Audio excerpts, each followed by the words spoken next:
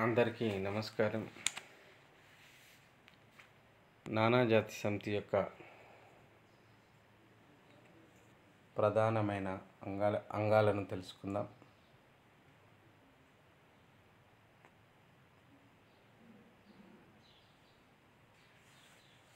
నానాజాతి సమితి Woodrow Wilson సూత్రాల ఫలితంగా 14వ సూత్రం ఫలితంగా ఈ సమితి ఆవిర్భవించింది. ఈ సమితి యొక్క ప్రధానమైనటువంటి అంగాలు ఒకటి సమితి మహాసభ, సమితి మండలి,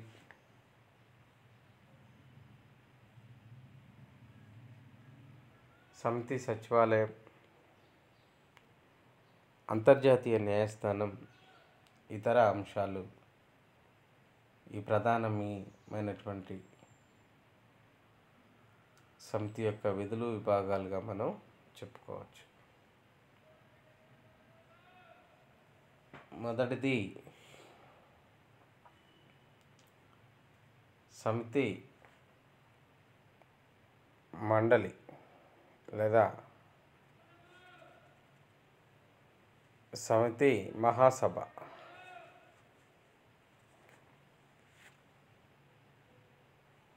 మొదటగా సమితిలో 27 దేశాలు సభ్య దేశాలుగా ఉండేవి.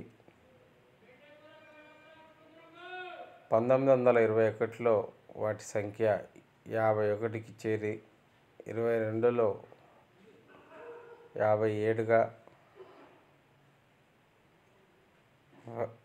1934లో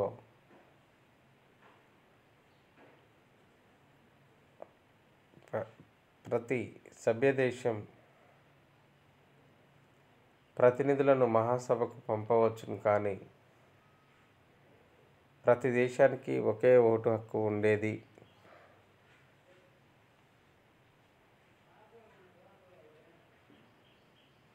ఉండే విధంగా తీర్మానాలు ఏకగ్రీవంగా జరగాలి.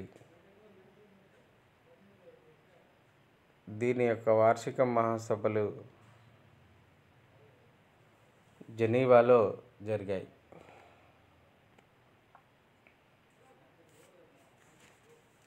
అయితే సమితి మండలి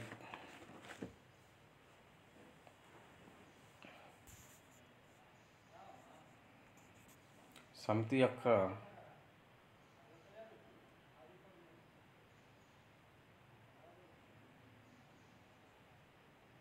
మండలి దీనిలో 5 శాశ్వత దేశాలు ఉన్నాయి. కొన్ని తాత్కాలిక సభ్య దేశాలు కూడా ఉండేవి. శాశ్వత సభ్య దేశాలు Britain, France, Italy, Japan, America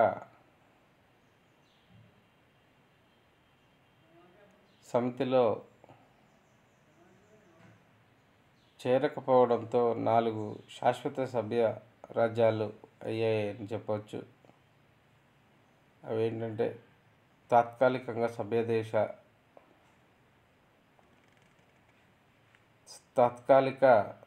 సభ్య రాజ్యాలుగా 1922 వరకు, 4 తర్వాత 6గా 1936 తర్వాత 11 ఉండేవి. ఇది 3 సార్లు సమావేశమైందని చెప్పుకోవచ్చు. అత్యవసర పరిస్థితులలో కూడా ఇది సమావేశము నిర్వహించేది.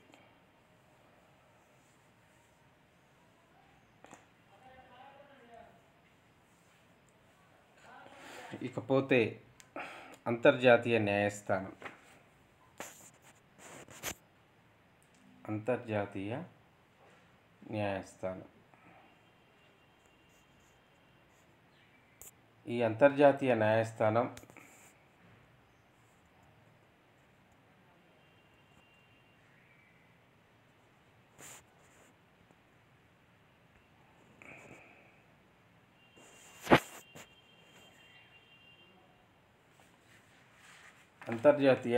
న్యాయస్థానం దీనిని హేగ్ కేంద్ర స్థానంగా రూపొందించారు. దీనిలో 12 మంది న్యాయాధిపతులను 9 సంవత్సరాల కాల పరిమితితో మహాసభ సమితి మండలి కలిసి ఎన్నుకుంటారు. రాజ్యాల మధ్య న్యాయ సంబంధమైన తగాదాలు అంతర్జాతీయ న్యాయస్థానం ప్రకారం పరిష్కరించడం అనేది దీని ప్రధాన ఉద్దేశం, ప్రధాన కర్తవ్యంగా కూడా చెప్పుకోవచ్చు. ఇకపోతే ఇతర అంశాలు. అంతర్జాతీయ సహకారాన్ని పెంపొందించి అంతర్జాతీయ యోగక్షేమానికి కృషి చేయాలని, వెనుకబడిన దేశాలలో పారిశ్రామిక పరిస్థితులను మెరుగుపరచగై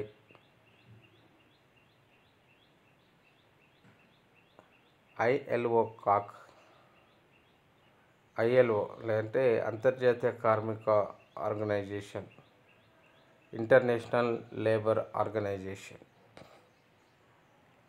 ఏర్పాటు చేసెను. ఇది ఆర్థిక శాఖ, రాకపోకలను,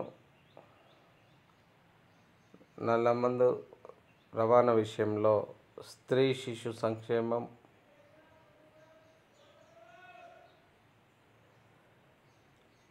బానిస విషయంలో అంతర్జాతీయ జ్ఞానాభివృద్ధి విషయంలో ప్రత్యేక సలహా సమితులను ఏర్పడ్డాయి.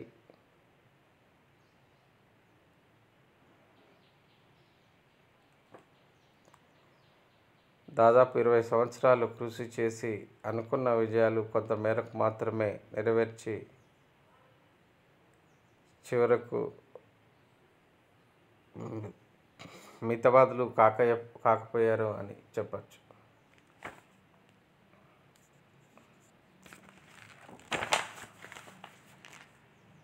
ఇకపోతే సాధించిన ప్రగతి. సమితి సాధించిన ప్రగతి లేదా విజయాలు.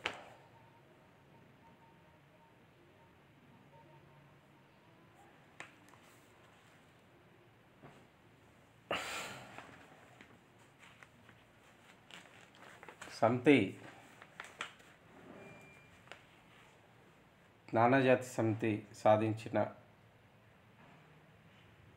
పని 2 విధాలుగా వివరించవచ్చు. ఒకటి రాజకీయంగా, రెండవది ఇతర పరంగా. రాజకీయ ప్రయత్నాలు, ఇతర ప్రయత్నాలు.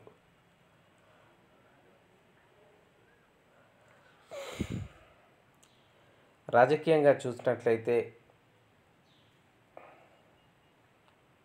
1920లో ఫిన్లాండ్, స్వీడన్ల మధ్య ఆలెండ్ దీవుల కోసంలో వచ్చిన తగాదా నివారించి వాటిని ఫిన్లాండ్కు జార్చింది. జర్మనీ, బెల్జియంల మధ్య యాసిన్ మల్రెడ్ జిల్లాల విషయంలో తగాదాలు ఏర్పడ్డప్పుడు వాటిని బెల్జియంకు ఇచ్చేసింది. 1913లో పోలాండ్, లిథువేనియాల మధ్య వచ్చిన తగాదా 1923లో ఇటలీ తీసుకున్న 25లో బల్గేరియా, పెరుగ్వే, బొలివియాల మధ్యన తగాదాలను కూడా సమితి పరిష్కరించింది. చిన్న చిన్న రాజ్యాల మధ్య గల తగాదాలను చక్కగా తెలుపుటకై దాని బయలుదేరి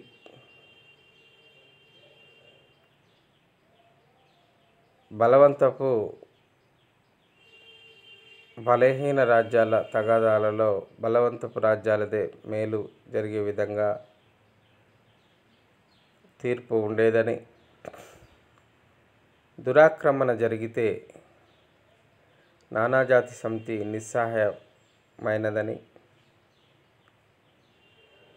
ఉదాహరణకు 1935లో ఇటలీ ఇథియోపియాను ఆక్రమించింది అని గుర్తు చేసింది. తర్వాత ఇతర సేవలు.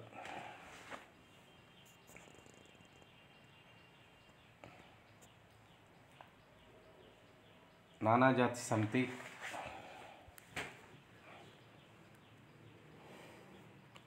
రాజకీయంగా కాక ఇతర విషయాల్లో సమితి చేసిన సేవను మెచ్చుకోవచ్చు. మధ్య ఐరోపా, బాల్కన్ రాజ్యాలకు ద్రవ్య సహాయం చేసింది.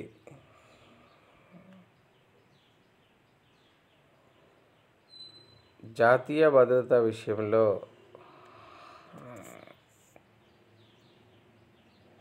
ప్రముఖ పాత్ర వహించింది అని చెప్పొచ్చు.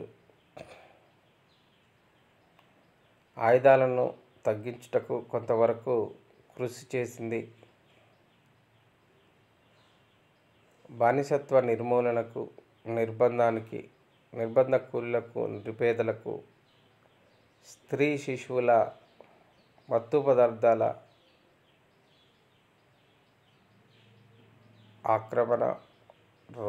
అక్రమ రవాణా అరికట్టడానికి సమితి శ్రమించింది అని చెప్పొచ్చు. అంతర్జాతీయ రాకపోకలను సౌకర్యాలను కూడా మెరుగుపరిచింది అని చెప్పొచ్చు. ఇకపోతే సమితి సాధించినటువంటి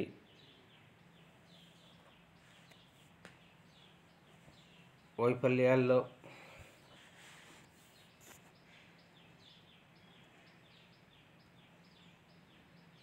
ఇది భద్రతా విషయంలో ఆయుధాలను తగ్గించడం, బానిసత్వ నిర్మూలనకు కృషి చేయడం, నిర్బంధ కూలీ నిషేధించడం, స్త్రీ శిశువుల మత్తు పదార్థాల అక్రమ రవాణాను అరికట్టడం, ఇవన్నీ చేసినప్పటికీ ఇది నిరాయుధీకరణ ప్రయత్నాలైతే చేసింది. నానాజాతి సమితి ఒడంబడిక పత్రంలోని 8వ సూత్రం ప్రకారము ప్రపంచ శాంతి కోసం దేశాలు తమ ఆయుధ బలాలను తగ్గించుకోవాలి. అంటే తమ భద్రతకు కావాల్సిన ఆయుధాలను ఉంచుకొని అంతర్జాతీయ ఒప్పందం ప్రకారం నడుచుకోవాలి. జర్మనీ సేనలు తగ్గించడం అయింది, కానీ అన్ని దేశాల వారు తగ్గించుకోలేదు. ప్రతి దేశం ముందు ఇతర దేశాలు తగ్గించుకుంటే తాము కూడా తగ్గించుకుంటామని, దేశ భద్రతకు సుస్థిరతకు ఆయుధాలు అవసరమని చెబుతూ వచ్చింది. ఈ విధంగా ప్రతి దేశం ఆలోచించేటప్పటికీ సార్వత్రిక నిరాయుధీకరణ సాధ్యమయ్యే మార్గం కనిపించలేదు. ఇకపోతే నానాజాతి సమితి యొక్క వైఫల్యాలు. ప్రపంచ శాంతి కొరకై స్థాపించిన నానాజాతి సమితి చిన్న దేశాల మధ్య వచ్చిన తగాదాలను పరిష్కరించగలిగింది, కానీ అగ్రరాజ్యాల మధ్య, బలహీనమైన రాజ్యాల మధ్య వచ్చిన తగాదాలను పరిష్కరించలేకపోయింది. మరి ముఖ్యంగా పెద్ద రాజ్యాలైన అమెరికా, రష్యాలు మొదట్లో సభ్యదేశాలుగా లేకపోవటం ఒక లోటుగా ఉండేది. కానీ అగ్రరాజ్యాల మధ్య ఘర్షణలు పరిష్కరించడంలో సమితి విజయం సాధించలేకపోయింది అని చెప్పవచ్చు. దీంట్లో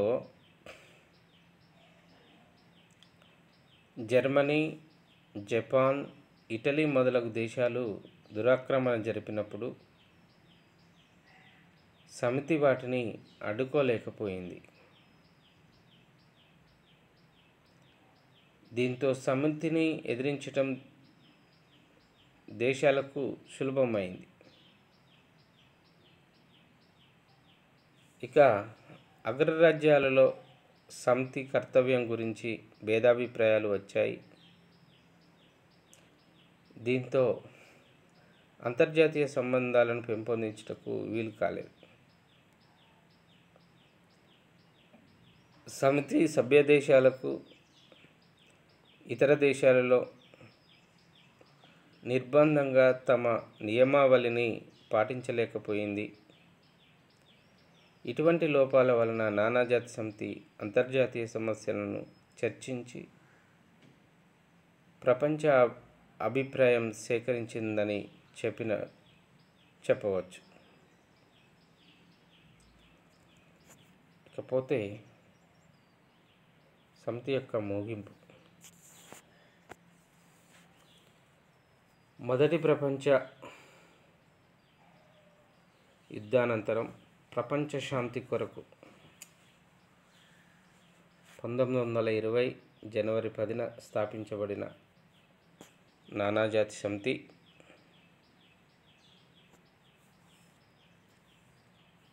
దాదాపు 20 సంవత్సరాలు కృషి చేసి అనుకున్న విషయాలను కొంతవరకు మాత్రమే సాధించి చివరకు విజయం సాధించలేకపోయింది అని చెప్పవచ్చు. మానవుడు చేసిన ఘనకార్యాలలో నానాజాతి సమితి స్థాపన ప్రథమం అనే చెప్పాలి. ఈ సంస్థ చేసిన ప్రయోగాత్మక పనులు అనుభవపూర్వకం ద్వారా తర్వాత కాలంలో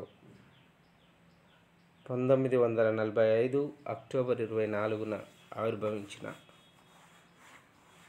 ఐక్యరాజ్య సమితికి ఉపయోగపడ్డట్టు గమనించాల్సి ఉంటుంది. కాబట్టి ఈ రకంగా మొదటి ప్రపంచ యుద్ధానంతరం ఏర్పడినటువంటి నానాజాతి సమితి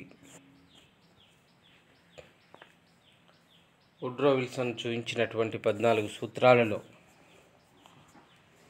చివరి సూత్రమైన ఒక అంతర్జాతీయ న్యాయస్థానం ఉండాలనేటువంటి ప్రయత్నాల్లో భాగంగానే ఈ నానాజాతి సమితి ఆవిర్భవించిందని చెప్పవచ్చు. ఇది ప్రధానంగా 1919 వర్సైల్స్ ప్యారిస్ సమావేశంలో అమెరికా అధ్యక్షుడైన వుడ్రో విల్సన్ నిర్దేశించిన సూత్రాలలో 14వ సూత్రము ప్రపంచ శాంతి స్థాపనకు ఒక అంతర్జాతీయ వేదిక కావాలి అని, అంతర్జాతీయ ఒక శాంతి సంస్థను ఏర్పరచాలన్న ప్రతిపాదనపై 1920 జనవరి 10వ తేదీన నానాజాతి సమితి స్థాపించారు.